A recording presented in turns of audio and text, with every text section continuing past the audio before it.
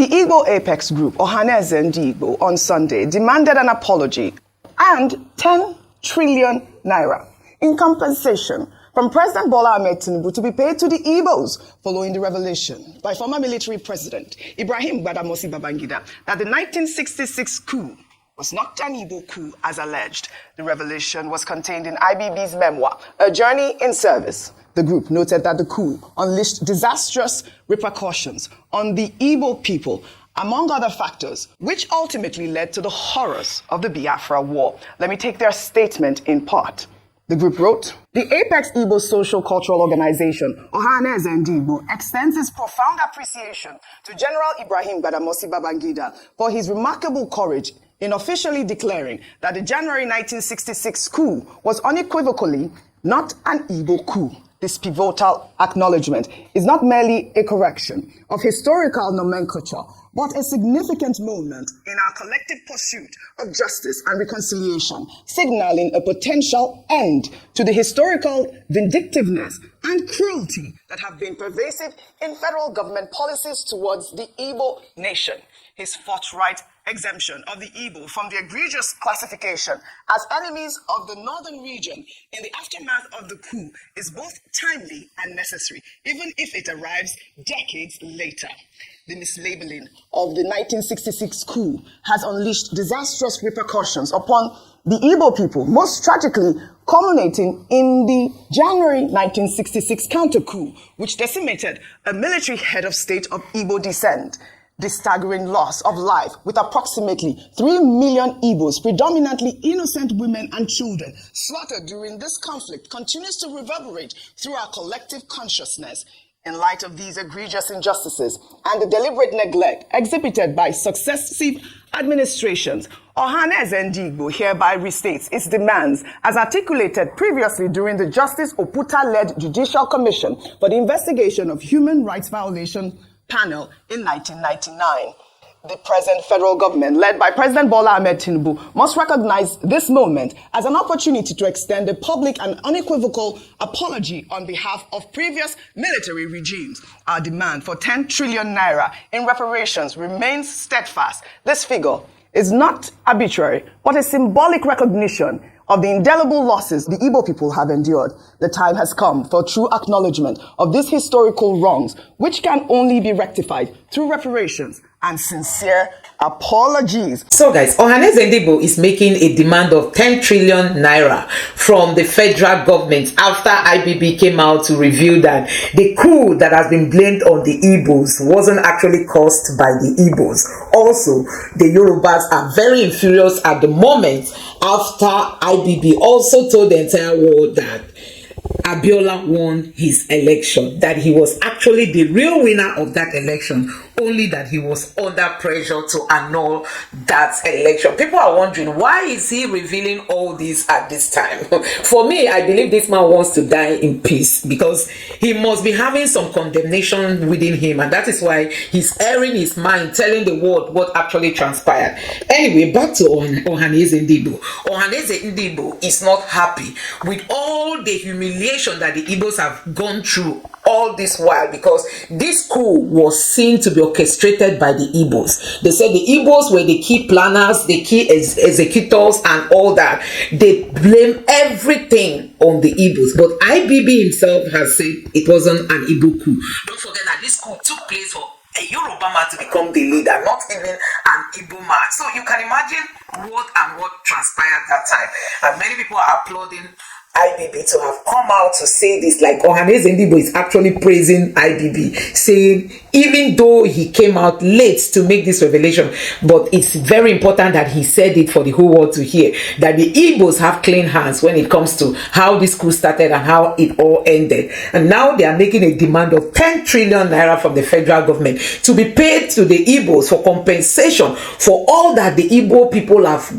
gone through since then, even till now. So guys, I'm going to allow you to take a look at how Arise Television has analyzed this, and let me equally know what your take is. What's your reaction? Drop it in the comment section below. Now take a look at the video. The Igbo apex group, Ohaneze and Igbo, on Sunday demanded an apology and 10 trillion naira in compensation from President Bola Ahmed Tinubu to be paid to the Igbos following the revelation by former military president Ibrahim Badamasi Babangida that the 1966 coup was not an Igbo coup as alleged. The revelation was contained in IBB's memoir, A Journey in Service. The group noted that the coup unleashed disastrous repercussions on the Igbo people, among other factors, which ultimately led to the horrors of the Biafra War. Let me take their statement in part. The group wrote, the Apex Igbo Social Cultural Organization, Ohaneze Igbo, extends its profound appreciation to General Ibrahim Badamasi Babangida for his remarkable courage in officially declaring that the January 1966 coup was unequivocally not an Igbo coup. This pivotal acknowledgement is not merely a correction of historical nomenclature, but a significant moment in our collective pursuit of justice and reconciliation, signaling a potential end to the historical vindictiveness and cruelty that have been pervasive in federal government policies towards the Igbo nation. His forthright exemption of the Igbo from the egregious classification as enemies of the northern region in the aftermath of the coup is both timely and necessary, even if it arrives decades later. The mislabeling of the 1966 coup has unleashed disastrous repercussions upon the Igbo people, most tragically culminating in the January 1966 counter-coup, which decimated a military head of state of Igbo descent. The staggering loss of life, with approximately 3 million Igbos, predominantly innocent women and children, slaughtered during this conflict, continues to reverberate through our collective consciousness. In light of these egregious injustices and the deliberate neglect exhibited by successive administrations, Ohaneze Igbo hereby restates its demands as articulated previously during the Justice Oputa-led Judicial Commission for the Investigation of Human Rights Violation panel in 1999. The present federal government, led by President Bola Ahmed Tinubu, must recognize this moment as an opportunity to extend a public and unequivocal apology on behalf of previous military regimes. Our demand for 10 trillion naira in reparations remains steadfast. This figure is not arbitrary, but a symbolic recognition of the indelible losses the Igbo people have endured. The time has come for true acknowledgement of these historical wrongs, which can only be rectified through reparations and sincere apologies. I mean, this was a detailed statement, and there's been a lot of reactions since that excerpt of IBB's memoir came out, where he debunked or dismissed the fact that the 1966 coup was an Igbo coup. A quick comment before I take some reactions. Oji, IBB did not need to write in his book that it was not an Igbo coup before I had known that it was not an Igbo coup. Mm-hmm. For references, I have read, if not my last count, over 10 to 15 books on the war and what happened around that time. One of the most updated one that was not really biased was Centaure's account of the Nigerian Civil War. I've read Philip Evio's account, The Cage Bird Sings. I've read, Frederick Forster. I've read many accounts. It was not an Igbo coup. There was no Igbo coup. The narrative of an Igbo coup was to be able to hang, a particular ethnic group in all of that. These were a bunch of idealists that said, the way forward to obliterate this political class, this thieving political, and their problems then was the same thieving political class. The coup plotters. Yes.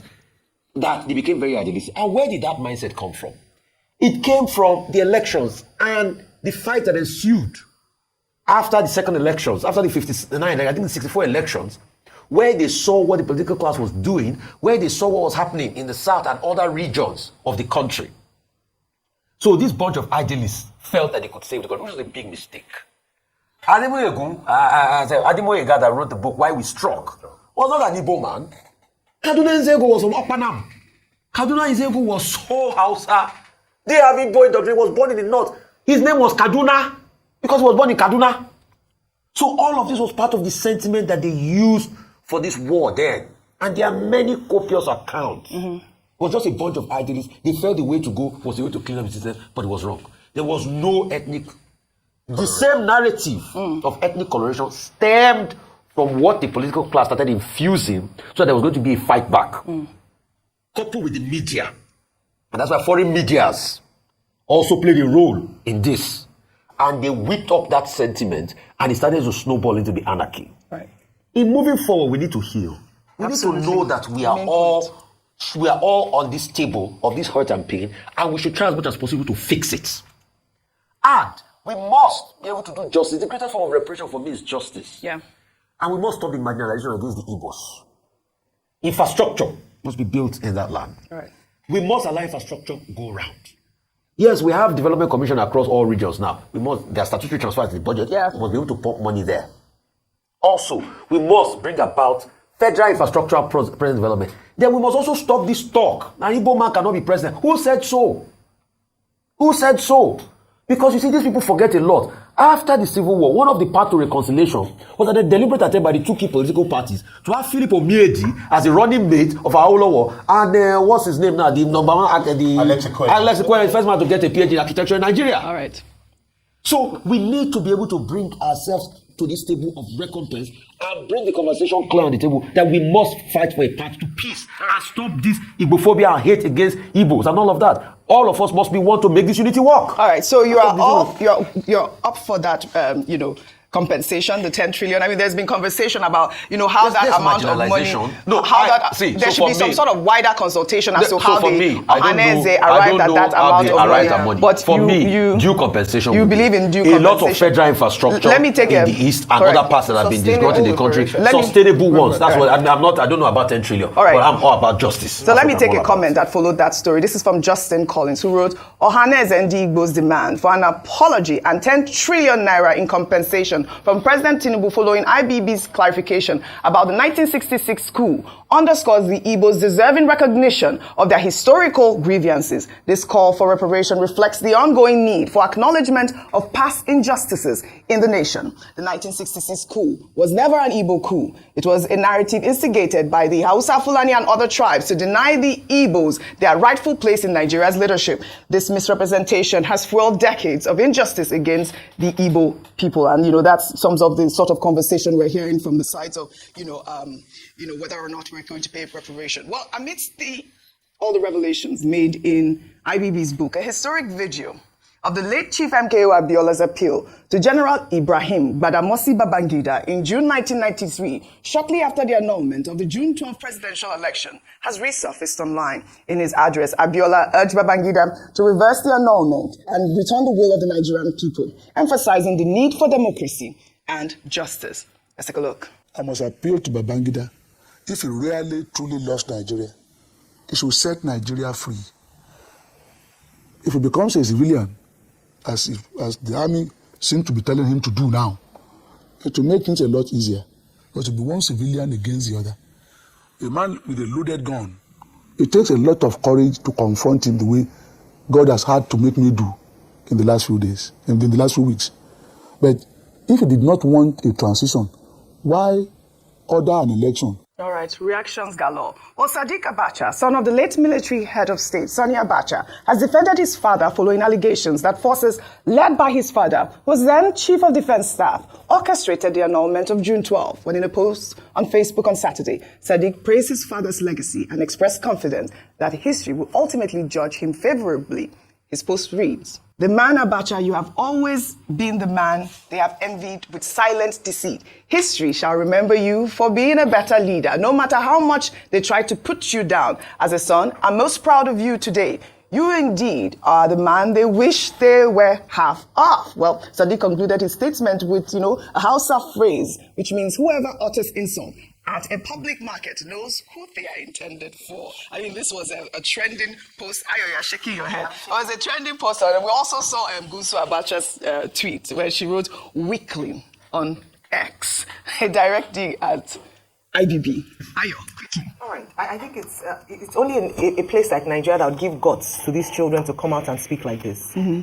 And like I said earlier, even though traditionally you don't want to speak bad about your father is the best thing despite what he's done, I would still say that common sense should prevail. And maybe it speaks to the level of education or how enlightened or perhaps the part of truth about their father that they know about. Let's not even begin to speak. They say it's not good to speak ill of the dead. Yes. But it's also important to speak the fact and not rewrite history. Yes. Maybe the history he's saying will be kind to his father. Maybe after the passage of time, we'll now see a number of Nigerians gather around and give, eulogize his dad and say, let's not remember that his father was responsible for the death of a number of teen Nigerians. Yes. And that a lot of people do not have their parents alive because of the actions of his father. Yep. Let us not glamorize Abacha. Beyond that, they call him the gift that gives keeps giving. The gifts that He keep stole giving. from Nigeria so much that how many years after his death we are still benefiting from the loots that he stole and still finding out more. Absolutely. Please, the Abacha family should just keep quiet and enjoy whatever it is they're enjoying and leave Nigerians to just, think of the years or try to forget the evil years of the Abacha days. That's what I was saying. There was a breakdown, 30 cents made over the was trending over the weekend. I mean, I wish we had that to pull up. And they broke down how much money that, Abacha had looted over the years. 30 cents did the Lord's work. And then, still counting. We're still, and what have we done with those monies? Anyways, but Professor Anthony Killer, this memoir has, generated reactions. But you know what? In 2019, President Muhammadu Buhari stated that he would not write a book expressing concerns, that doing so might lead him to criticize certain individuals, which he wished to avoid to prevent causing harm to their families. Let's take a look. So people said I should write a book. I don't think I will ever write a book. Mainly, I don't want to hurt anybody. Hurting in the sense that there are certain people that I cannot resist abusing. But that hasn't got to do it hasn't got anything to do with their children and their grandchildren. So I don't want to hurt their children and grandchildren. So for the sake of their children and grandchildren, I have left them. I mean, history, we need that. I don't know why Buhari is saying he won't write a book. Ogasa, we need a book from you. Go ahead. You need a book from Yes. I mean, I don't know about this story. I think Buhari. What did this man say? What? He wants to tell me. Go ahead. Buhari can be accused of many things. Yes. He can be imagined as many things, but not an intellectual. Not as a writer. They are ghost writers, Professor Killer. You need even to tell a story for they can ghost write your thing. I mean, it requires. Where the closure of Ogbogu Market has finally caught the attention of the state governor, Professor Charles Chukwuma Soludo. The market, including the plumbing section, was shut down by the National Agency for Food and Drug Administration and Control over the sale, production, and distribution of counterfeit drugs. Soludo met with the leadership of the plumbing materials market, which was shut down alongside the drug market, and found out during his visit that there were cartons of counterfeit and controlled drugs, many of which had been banned globally, inside some of the shops that were shut down by Nafdac. What you are seeing, describe the kind of thing you are seeing. For example, like yesterday, they showed me, they said tramadol, isn't it? They say it's the contraband drug. They also showed me the codeine, and the many more name I don't know. So they are being stored here? Yes, sir. And you saw them yourself? I saw them myself, honestly. I saw. You need to trace this thing back to who is making it. Since this has been banned worldwide, who is still, because this wasn't made here. This was brought in from somewhere, a manufacturer somewhere. You said it's India. India. We must be able to trace the manufacturer. And then, how did it come in? Did it come, it's not spirit, it's not air. It came through the borders, either airports or seaports.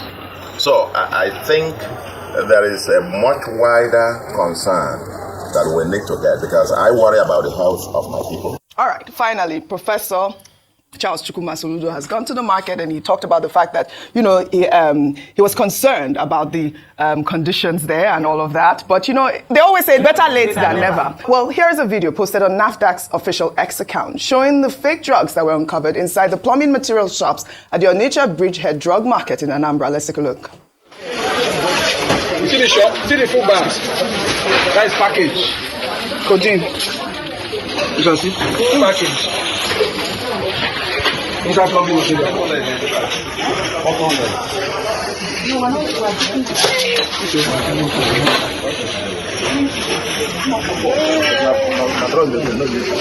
This is unforgivable.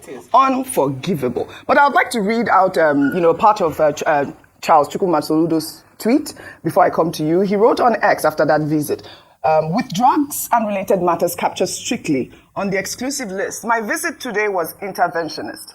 First, I sought to ascertain why other markets close to the drug market in Onitsha were closed, away from the media sensation created by a few political actors.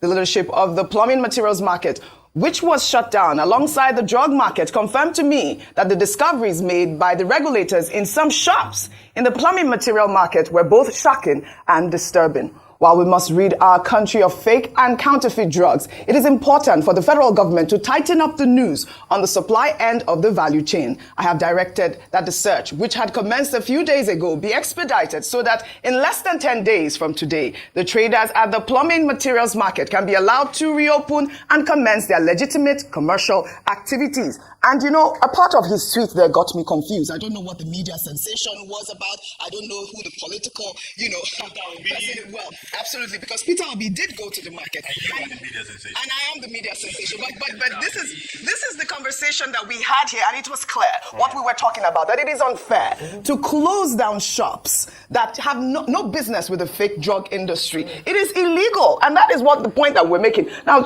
Charles Chukwuma Soludo is saying almost the same thing, that we should reopen the stores. I mean, what is the media sensation there? You forget this is political here. I mean, it's unnecessary. We cannot politicize this APC issue. is in the center. No.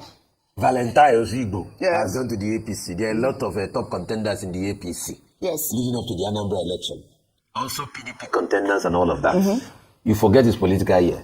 So you forget that another politician, Peter Obi, had gone there to advocate like he would normally advocate, but Mr. Soludo feels that somebody is coming to encroach on his territory.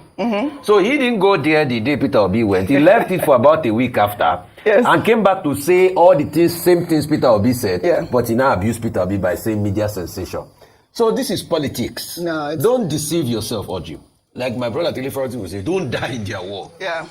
There is nothing he's saying today that we didn't see on this. There's table. nothing he said that Peter Obi didn't say either. Is he could have gone to that issue that statement and supported, but he wants to play politics and want to hit his political opponent in this regard, Peter Obi, by saying that the media sensation and all of that. So this is the way these people play their politics. The most important question we should ask is, it's not fair to lock up their shop, because track the syndicates, bring them to book, bust them, take the full road of the law on them, but it's not fair to lock up people's businesses. And there's nothing different. What they are just going to play is an assault. I'm the governor. Exactly. That's exactly what we advocated. We are still talking about Nafdac, and so we all will have an opportunity. Kudos to Nafdac on we all will have an opportunity to speak on this actual subject. In the meantime, the Director General of Nafdac, Professor Mojisola Adeyeye, has defended the agency's intensified operations in Onitsha, Aba, and Idumota, where over 1,000 people are dealing in counterfeit and unregistered medicines. While during a press briefing over the weekend, Adeyeye said Nafdac's mission remains clear in safeguarding Nigeria's pharmaceutical sector for the well-being of all. What we are seeing in Onitsha, big warehouses without a window. The only thing that goes there is you can get in it is the door. That is why we are doing what we are doing, to protect our lives. These are all controlled drugs that are not supposed to be on the streets. They have drugs in the plumbing section. Our forces, our police went with our staff. They overwhelmed us. We narrowly escaped from being killed. These trucks that you have seen here are trucks that were caught by security forces in the night, trying to take drugs away from Idumota, where we have our operation. So these trucks are seized. We are not destroying trade.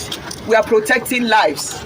Nafdac says its operation against counterfeit drugs has resulted in the closure of over 11,000 shops and the arrest of 40 individuals, adding that the operation, which had been planned for over a year, targeted markets and hubs responsible for the distribution of 80% of medicines nationwide. Like we've always said, kudos to Nafdac for what they're doing, but they also have to be thorough in terms of what shops they are closing and make sure that people are not being complicated in their operation. Yes. So I want to say that Professor Mojisola Adeyeye should be protected at all costs. Yes. She already has admitted that her life is under threat. We saw that with another woman who did the same thing, Professor Dora Akunyili, who was actually shot at. So let me just put that out there. She's doing a great work. But I think also important is that what she said, we're not stopping trade, we're saving lives. That's another quotable quote from her. Now, going back to Governor of Anambra's statement, I think there was one thing that he said that we should take note of. He said in the plumbers market, there were some shops that were housing these fake drugs, and that once they were able to apprehend them, or at least check them, then they would restore their shops. So I think in terms of also people who are accessories to a crime, it's important that even whether, because they said they didn't know, or how did this happen, why were these drugs found in some of the plumbing pipes and all that, it's important that once that is done, because we still have an economic side to these things, and we don't want people to lose trade. That is the honest truth. Once that is done, they should reopen the market. But also very importantly, an aspect I want to say is that two things actually. They said they're going to open a wholesale house that will be regulated, which is a wake-up call. They talked about this on the same table that they don't need to find a solution to why people are able to have warehouses that are not regulated by the government and they can sell fake products. That's a good move, and that's a good outcome from this thing. But one thing is that there's 11,000. That's a lot. We should be worried as a nation. 80%. Why are people who are young, in Nigeria, who have a brain, yes, rather resort to crime as because it's a business. It is. And it takes a lot of work. Because the Why country supports exactly? crime. Not even because because there's an enabling environment for this to thrive. Let me take so a it means that reaction people with are your smart question. and they can be redirected to using their energy to doing better things than running businesses that are killing people. I'll take a reaction to your statement before I come to you, Professor Killer. This is from Kalu Aja. He wrote, selling fake drugs is worse than terrorists. At least you know Boko Haram wants to kill you. So you run. With counterfeit drugs, you believe you have found help, but you are killed slowly. Anambra State must own this. The federal government is in this market because the state has failed to regulate it. Yes. There is nowhere on earth where drugs are sold wholesale or retail without a pharmacy license, except these unrelated markets that are spreading death. People are dying because of this market. If the traders can't police it, close it and call it a day. This is my position, and you are free to disagree. We have to close the shops, but it has to be the exact shop. That is their duty. That is their job. Exactly. It is their job to regulate. It is their job to fish out those that are complicit. Yes. All right, well, a viral BBC investigation documentary over the weekend revealed an Indian pharmaceutical company, Avio Pharmaceuticals, which has been manufacturing unlicensed, highly addictive opioids and exporting them illegally to West Africa, including Ghana, Nigeria, and Côte d'Ivoire. The pharmaceutical company, based in Mumbai, makes a range of drugs that go under different brand names and are packaged to look like legitimate medicines. Let's take a look at a snippet of that documentary before we come back for a discussion. This is what they found here. Just one way. This is what happens almost on a daily basis.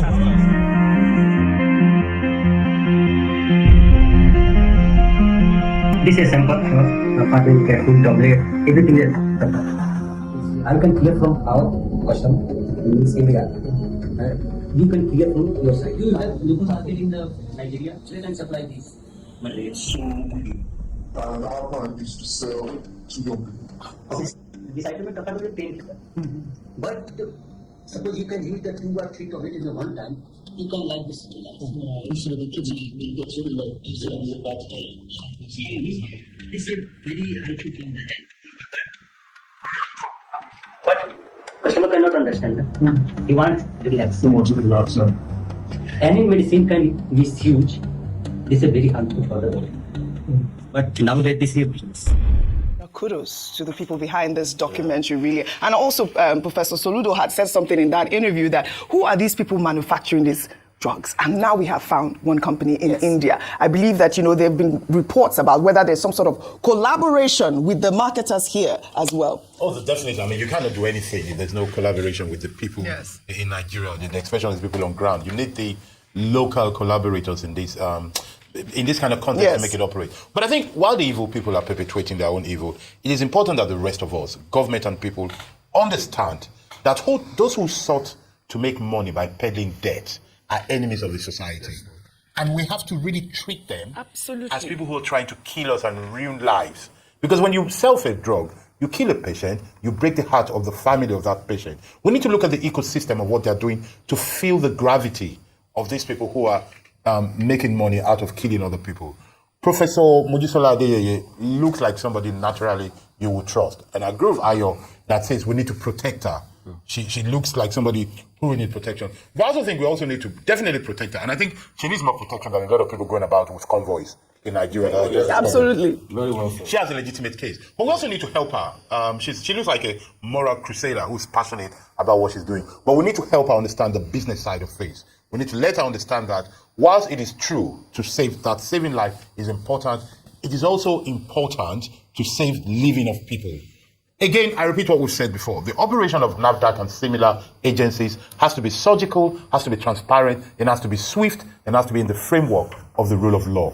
One last thing that needs to be said. There is a mischievous misconception that we indulge in our political landscape, which is this idea of saying that politicians are playing politics, that's why they're not behaving well. That is a very detrimental attitude that we have, and we need to start calling them out. We need to understand the difference between good and bad politics. It is bad politics to call out your opponents.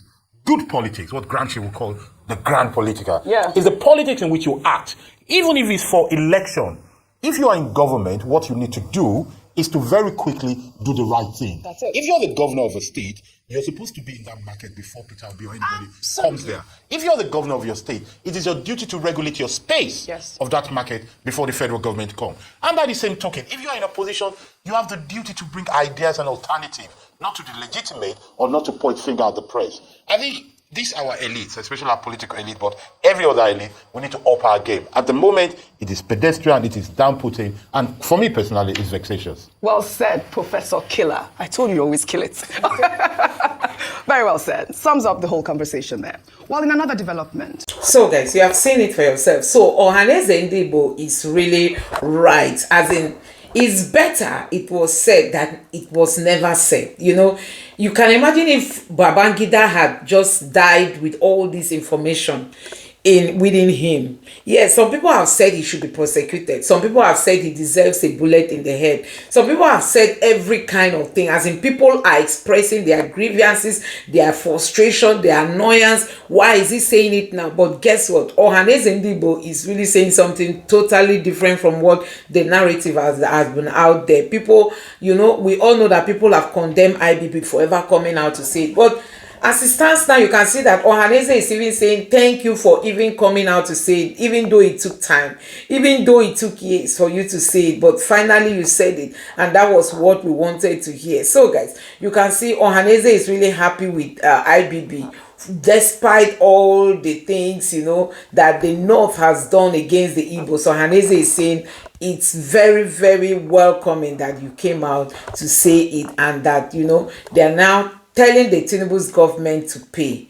The Tinubu's government has to pay 10 trillion naira to the Igbos. Do you think this is possible? Do you think the Tinubu's government will even see it as something to be negotiated on? Because honestly, the Igbos are being marginalized. A whole lot is going on in this country. A whole lot. In one video that a very dark man, you know, interviewed the guy said he had problem, and he went to the police station, and a policeman told him that, see, for the fact that you are an Igbo man, you are not going to get justice. You can imagine to that level. A Nigerian was told that because he is a Nigerian, that he is from the Igbo extraction, he can't get justice. You can imagine to that level that he can't get justice. And sometimes we allow all these things to just, you know, we allow them to be swept under the carpet. That you cannot get justice, you know, because you are an Igbo man. And that is actually what we are talking about. The Igbos are going through a lot. The Igbos are going through a lot. So Ohaneze Igbo is demanding for this money so as to appease the Igbo community, who have got to go through a lot, no matter wherever they find themselves in this country. Even in the southeast, the people are going through a lot. Look at, there is no government presence in the southeast. No government project is happening there. The people have been left to, you know, to be the ones to rescue themselves. Nothing is happening in the southeast in terms of, look at recently, there was a budget that was brought on the floor of the Senate and the House of Assembly. Do you know what? The southeast was excluded. And some of the Igbo leaders were like shouting, why would the southeast be excluded? These are some of the reasons why all these things are happening. So guys, you need to see what is happening now. The Igbos are really waking up, asking Tinubu to pay 10 trillion naira. Let me know what you think about this in the comment section below. Please don't forget to subscribe to the channel, turn on the notification bell. Please give this video a like so that YouTube can recommend it to others, and drop your thoughts in the comment section below. Thank you.